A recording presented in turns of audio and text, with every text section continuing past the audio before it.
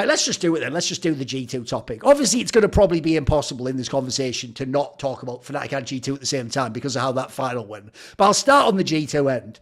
The other reason I think this final is so fucking bad, like, put it this way, there was a question at the end of Summoning Insight, and I always make this point, as I did on the show, that when people ask questions, which are great questions, by the way, the problem is the format of it being a question thrown to me 3 hours into Summoning Insight at the end of the show is I haven't got time to sit down and spend an hour thinking about like some really deep historical question. Like, is this the greatest throw of all time? Like, bro, I'd need hours to figure that out. I'd have to go back in history. But when I thought it through, I actually think that final is the biggest throw in the history of esports. I'm not even trolling. Because if you add all the every factor goes against it being not a throw. As in, like, before you even get into the Fnatic stuff, which is pretty bad, like you're leading in every game, lost every game, like fucking crazy leads that can't be lost, don't even need to fight, can do. There's all the factors we'll get to in a minute. But I actually think on the G2 side, the most damning thing is this.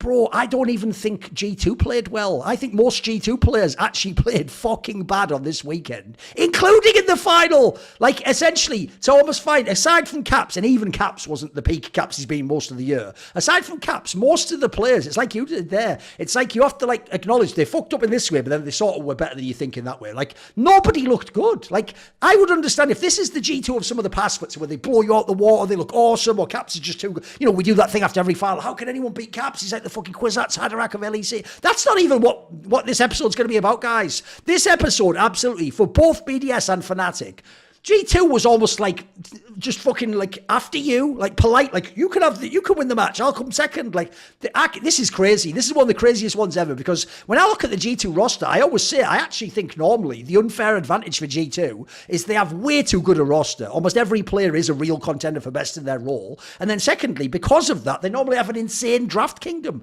Bro, their drafting is sketchy as fuck this right now. And actually most of the players weren't even that good. Like, what do you think on that? I was kind of shocked how bad G2 was. Because they're the champions now.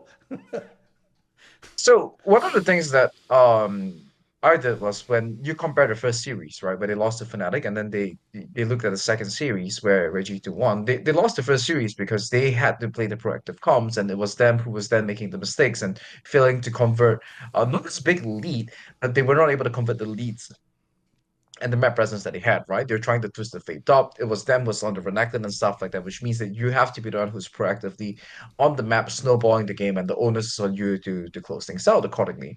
Whereas this time in the finals, they went for the Corki blind, so that the opponents would be going Lucian into them. They were going for the Ornn into Renekton matchup. They opted into that every game.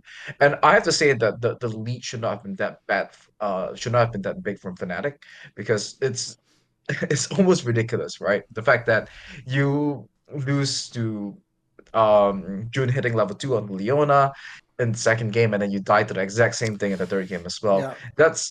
I think that's low-key just criminal, right? But what's interesting is it's always fun to think about is what must be happening in scrims for you to get to this point? Did they really look at this and say that, looked at the way that Fnatic plays and say that they have all these holes in the mid game? As long as we pick a comp to scale, this team is never going to be able to close things out. And then they went for the strategy that they did, repeatedly opting into those options, which definitely paid off, right? If it definitely was a little bit exaggerated, but if that was their read and they watched back the tape and say that, okay, why is it that we have to put the burden on ourselves to win the finals when we can pose the question to Fnatic and we know that they definitely do not have the answer? So sure, we give them the Renekton, we give them the Lucian, and then the hope that they, or not hope, but we know that they cannot close out given these compositions. And despite the goal leads that they have, we execute, we overload on sides, they defend ourselves, we know that the resets are sus, so we're going to try to punish that as much as we can, and then claw a way back from a deficit. I don't think they were expecting the deficit to be that big. I think that they were definitely more than prepared to be taking games from a deficit. See more cool, funny, interesting clips based on topics from my content? Well, subscribe to this channel then, or, you know, be a pleb and don't.